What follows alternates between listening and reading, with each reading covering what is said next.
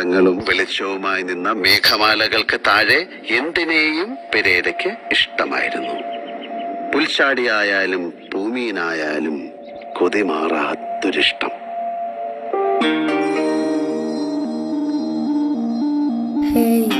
എനിക്കൊരു കാര്യമേ പറയാനുള്ളൂ. നിങ്ങൾ ഈ പകുതി വെച്ചാണ് കാണുന്നതെങ്കിൽ, ഇത് ഷോർട്സ് ആണെങ്കിൽ ഫുൾ വീഡിയോ ചാനലിലുണ്ട്. ഇത് അപ്പ് ചെയ്തേക്കുന്നത് മോഹൻലാലാണ്. നിങ്ങളെല്ലാവരും കാണും. ഇത് 11 വർഷമായി ഇറങ്ങിയിട്ട് ഒരു ആനിമേഷൻ ചലച്ചിത്രം.